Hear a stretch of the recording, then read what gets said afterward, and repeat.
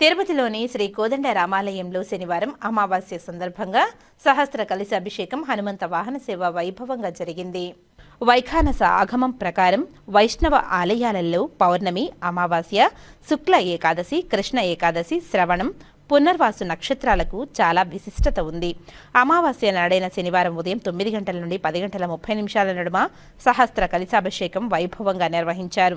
500 రూపాయలు చెల్లించి పాల్గొని 2 గృహస్థులకు ఉత్తర్యం, 1 రవిక, 1 లడ్డు, 1 వడ బహుమానంగా అందజేశారు. కాగా రాత్రి 7 గంటల నుండి 9 గంటల వరకు హనుమంత వాహన సేవ వేడుకగా నిర్వహించారు.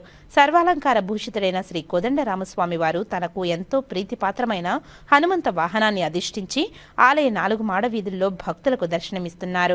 రామ భక్తుడైన హనుమంత వాహన సేవను తిలకించేందుకు అధిక సంఖ్యలో భక్తులు విచ్చేశారు.